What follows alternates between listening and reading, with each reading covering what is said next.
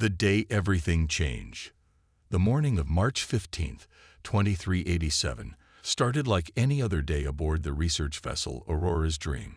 Captain Elena Rodriguez stood in her ready room, reviewing the daily reports while sipping coffee that had been grown in the orbital farms above Mars. Outside her viewport, the star Vega burned bright and steady, casting its light across the peaceful expanse of space that humanity had been exploring for the past century. Elena had been a ship captain for 15 years, and in all that time, she had never fired a weapon in anger. The Aurora's Dream was equipped with defensive systems, of course, but they were designed to deal with asteroids and space debris, not hostile aliens. In 2387, the idea of hostile aliens seemed almost absurd. Humanity had made contact with 17 different species across the galaxy, and every single encounter had been peaceful, even beneficial. The ship's intercom crackled to life. "Captain Rodriguez to the bridge, please. We have something interesting." The voice belonged to Dr. Marcus Chen, the chief cynobiologist. Marcus was a gentleman in his 60s who had dedicated his entire career to the peaceful study of alien life. He had written 3 books about interspecies cooperation and had been nominated for the Nobel Peace Prize, twice for his work in establishing diplomatic protocols with non-human civilizations. Elena made her way to the bridge, where she found Marcus hunched over his scanner station, his eyes bright with excitement. "Captain, we're detecting artificial energy signatures coming from the 4th planet in this system. They're unlike anything in our databases." Lieutenant Sarah Kim looked up from her communications console. At 28, Sarah was the youngest officer on the bridge, but she had already proven herself to be exceptionally skilled at decoding alien communications. "Captain, I'm picking up structured transmissions from the same location. It's definitely an organized civilization." Elena felt the familiar thrill of discovery that had drawn her to deep space exploration in the first place.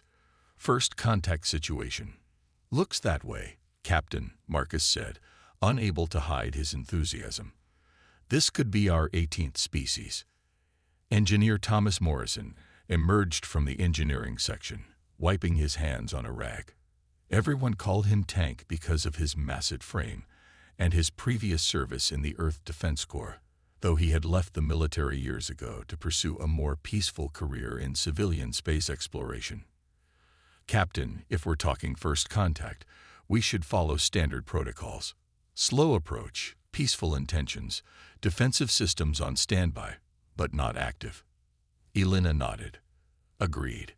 Sarah, prepare our standard first contact package. Universal mathematics, periodic table, basic pictographs showing our peaceful intentions." "Already working on it, Captain," Sarah replied, her fingers dancing across her console. The Aurora's Dream changed course toward the 4th planet, a world that appeared to be mostly desert with scattered green regions that suggested the presence of water and vegetation. As they drew closer, the artificial energy signatures became stronger and more complex. "Captain," Marcus called out, "I'm reading massive structures on the surface. Cities, possibly. The technology level appears to be significantly advanced, maybe even beyond our own." "Any response to our transmissions?" Elena asked. Sarah shook her head. "Not yet, but I'm getting more complex signals from the planet. It sounds like military communications." Tank frowned. "Military? That's unusual. Most species we've encountered keep their military communications encrypted or on separate channels during first contact." Elena felt a small flutter of unease, but she pushed it aside. In over a century of space exploration, humanity had never encountered a truly hostile alien species. There had been misunderstandings, certainly, and a few tense moments, but every situation had been resolved through patience and diplomacy. "Keep trying to establish communications," she ordered. "Let them know we come in peace." For the next 3 hours, Sarah broadcast every peaceful greeting protocol in humanity's databases. The response, when it finally came, was not what anyone expected. The alien voice that came through the speakers was harsh and guttural, speaking in a language that sounded like grinding metal. Sarah worked frantically to decode it, her translation software struggling with the unfamiliar syntax. "I think I've got something," Sarah said, her face pale. "They're calling themselves the Korthax Empire. The message is, 'Captain, I think they're demanding our surrender.'" Elena blinked. "Surrender? That has to be a mistranslation." "I don't think so, Captain.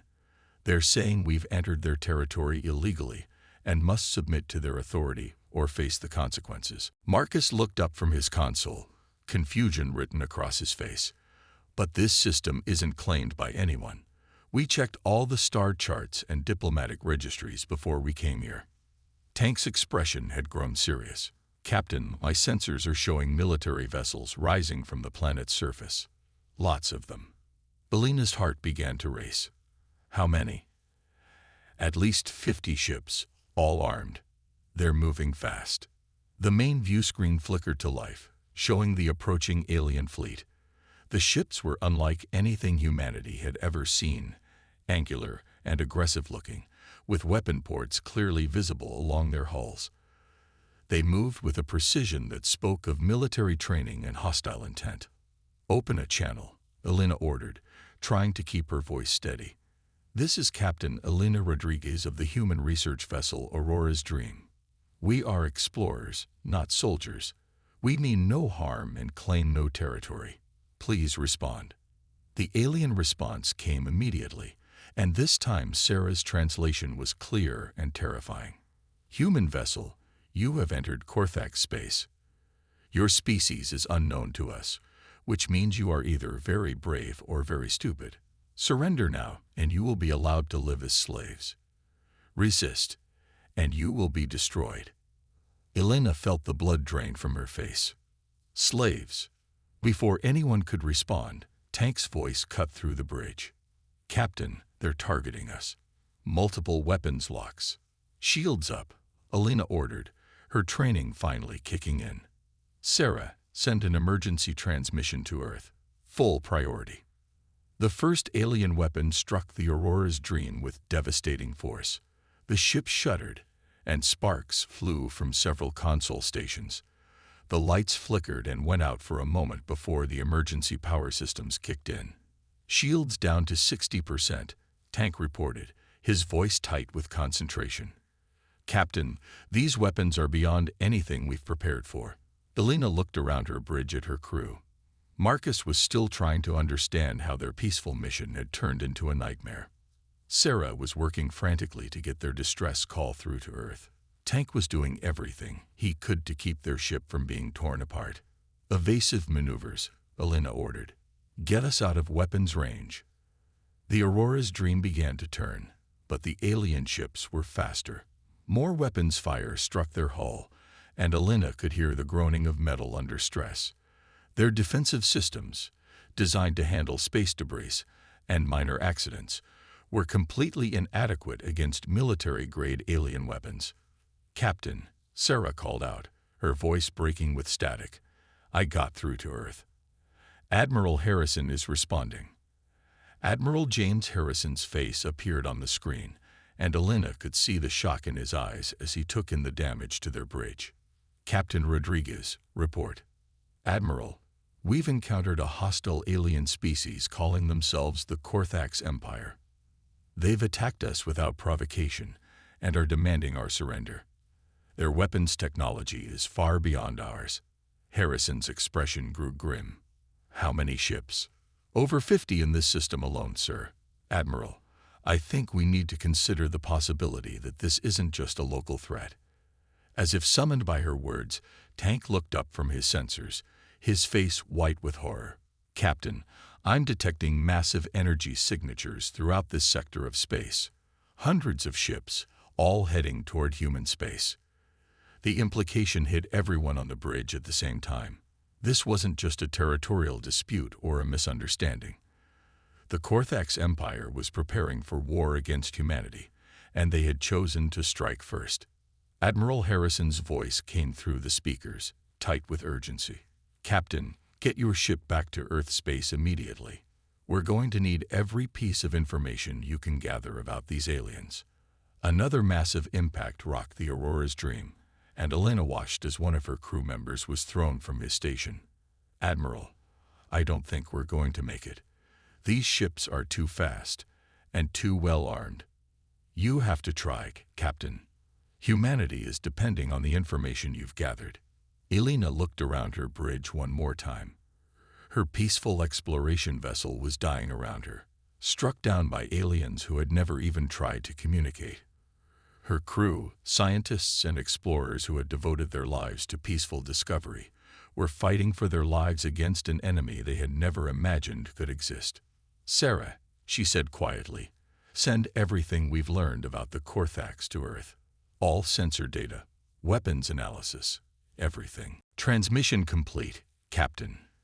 Elena closed her eyes for a moment, thinking about the peaceful world she had left behind. Earth, with its blue skies and green forests, and billions of people who had never known the terror of unprovoked alien attack. Soon, they would learn what she had learned today, that the universe was not the peaceful place they had hoped it would be. The Aurora's dream shuddered one final time as the alien weapons overwhelmed their remaining defenses. As the ship began to break apart around them, Elena's last thought was a prayer that Earth would be ready for what was coming. On Earth, Admiral Harrison watched the transmission end in static. The Korthax had destroyed the Aurora's dream with no more thought than swatting a fly. But Elena Rodriguez and her crew had given humanity something precious in their final moments: a warning. Within hours, that warning would prove to be humanity's salvation.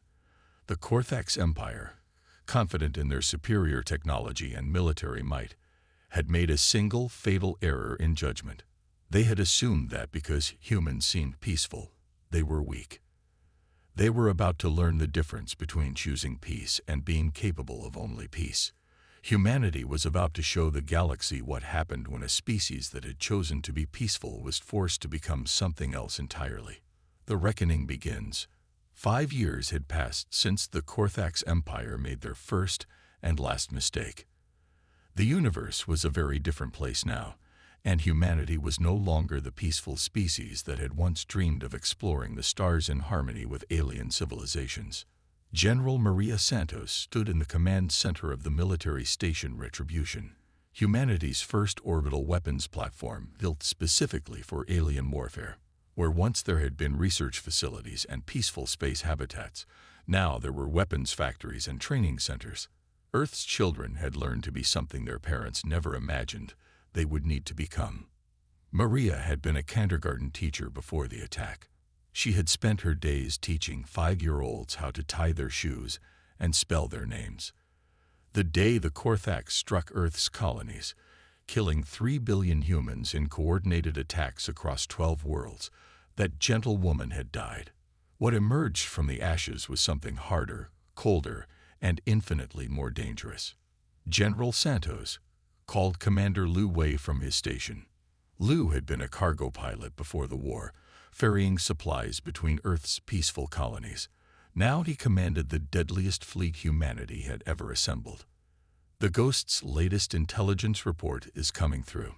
The Ghost was what everyone called the anonymous strategist who had been coordinating humanity's response to the Korthax threat. No one knew the Ghost's real identity, but their tactical brilliance had turned the tide of the war. Some said the Ghost was a former military officer. Others believed it was an AI designed specifically for revenge. Maria suspected the truth was simpler and more terrifying. The Ghost was what happened when someone lost everything and decided that the universe needed to learn a lesson. The holographic display activated, showing a 3-dimensional map of Korthax space. Red markers indicated the locations of enemy military bases and colonies. Over the past 5 years, many of those red markers had been replaced with gray ones, indicating targets that no longer existed. Latest reconnaissance confirms that the Korthax have abandoned the Proxima Theta system. Liu reported, all military installations have been evacuated. Colonial population appears to have been relocated to the inner systems. Maria smiled, but there was no warmth in it. They're afraid. Dr. Alex Petrov looked up from his research station. Alex had been one of humanity's most vocal peace activists before the attack. He had written papers about nonviolent conflict resolution and had protested every military budget increase. The man standing in the command center now bore little resemblance to that idealistic academic. His hair had gone white in the 5 years since the attack, and his eyes held a cold fire that never seemed to go out. "The psychological profile analysis is complete," Alex said. "The Cortex Empire is exhibiting classic signs of a predator species that has suddenly found itself being hunted. Their military communications show increasing paranoia and fear. They're pulling their forces back to defend their core worlds." "How many of their outer colonies have we neutralized?" Maria asked. 47, Lou replied. "The Cortex Empire has lost over 60% of their territorial holdings in the past 2 years." Maria nodded. The strategy was working perfectly. Humanity had learned from the Cortex attack that sometimes the best defense was overwhelming offense. But unlike their enemies, humans had not simply attacked blindly. They had studied, planned, and adapted. The first lesson humanity learned was that the Cortex, despite their advanced technology, were predictable. They were a military empire that relied on overwhelming force and intimidation. They had conquered dozens of species by simply appearing in their skies and demanding surrender. It had worked for them for centuries. But humans were different. When the Cortex had appeared in Earth's skies expecting immediate surrender, they had instead found a species that became more dangerous when threatened. Every human death had only made the survivors more determined. Every destroyed colony had only strengthened humanity's resolve. The second lesson was that human creativity, when focused on destruction rather than creation, was terrifying even by galactic standards. Dr. Petrov's Weapons Research Division had developed technologies that the Cortex couldn't understand, let alone counter. "Alex, status report on Project Nemesis," Maria ordered. Alex's smile was colder than the space between stars. "The nanobotic plague is ready for deployment. It targets Cortex biological systems specifically, causing complete cellular breakdown within hours. It's designed to be communicable through their atmospheric systems." Before the war, Alex would have been horrified by the idea of biological warfare. The man he had been would have argued that such weapons were morally indefensible. But the man he had become understood that morality was a luxury that only existed when both sides agreed to be moral. "Deployment method?" Maria asked. "Stealth drones," Lou replied. "We've reverse-engineered Cortex cloaking technology and improved it. Our drones can penetrate their planetary defenses without detection. Once deployed, the plague will spread throughout their population centers within days." The command center fell silent. Everyone present understood what they were discussing. This wasn't just military action. It was the potential extinction of an entire species. 5 years ago, that thought would have horrified every human in the room. Now, it felt like justice. "General," called Lieutenant Sarah Kim from her communication station. Sarah had survived the destruction of the Aurora's Dream and had spent the past 5 years becoming one of humanity's most skilled intelligence officers. "We're receiving a transmission from the Cortex homeworld. It's addressed to Earth's leadership." "Put it through," Maria ordered. The face that appeared on the main screen was alien but unmistakably afraid. The Cortex commander was scared and battle-worn, with the kind of eyes that had seen too much death. When he spoke, his voice carried the weight of a species facing extinction. "Humans of Earth," the alien said, "I am Supreme Commander Vorthak of the Cortex Empire. I come to you not as a conqueror, but as one who seeks an end to this war." Maria felt a cold anger rise in her chest. Now they want to talk. "We acknowledge," Vorthak continued, "that our initial attack on your worlds was miscalculated. We did not understand the nature of your species. We offer terms for peace. We will withdraw from all territories claimed by humanity and provide reparations for the damage we have caused." The transmission ended, leaving the command center in silence. Finally, Alex spoke. "Reparations," he said, his voice thick with barely controlled rage. They think they can pay for 3 billion human lives with reparations. Liu's hands were clenched into fists. They attack us without warning, murder our families, destroy our homes, and now they want to negotiate. Maria walked to the viewport that looked out over Earth. The planet still bore the scars of the Korthax attack. Where New Sydney had once stood, there was now a glass crater that glowed faintly in the starlight. The oceans were still cloudy with debris from the orbital bombardment. The very air still tasted of ash and death. "General," Sarah said quietly, "how should we respond?" Maria turned back to face her officers. These were humans who had been forced to become something they never wanted to be. Teachers and farmers and scientists and artists who had been transformed into warriors by an enemy that had never given them a choice. "Open a channel to the Korthax homeworld," she ordered. The alien commander's face reappeared on the screen, hope visible in his alien features. "Supreme Commander Vorthak," Maria said, her voice carrying the weight of 5 years of human pain and anger. "I am General Maria Santos of the Human Defense Initiative. You speak of peace and reparations as if this was a conflict between equals. It is not." She paused, letting her words sink in. "5 years ago, your empire chose to attack my species without warning or provocation. You murdered 3 billion innocent people in a single day. You destroy our homes, our families, our dreams of a peaceful future among the stars. You did this not in self-defense, not to protect your people, but because you believed we were weak." Vorthak's expression began to change as he realized what was coming. "You taught us that the universe is not a place for the weak," Maria continued. "You taught us that peace is only possible when predators fear the consequences of their actions. You taught us that sometimes the only way to prevent future attacks is to ensure that those who would attack can never do so again." The alien's face went pale. "Thank you for the lesson, Supreme Commander. We learned it well." Maria cut the transmission and turned to her officers. "Liu, begin deployment of Project Nemesis. Target every Korthax world simultaneously. Alex, activate the stellar disruption devices in their home system. I want their sun to go nova within the week." "General," Alex said quietly, "this will mean the complete extinction of their species." Maria looked around the command center at the faces of her officers. Each of them had lost family and friends in the Korthax attack. Each of them had been forced to abandon their peaceful lives and become instruments of war. "They made their choice 5 years ago," she said. "Now they live with the consequences."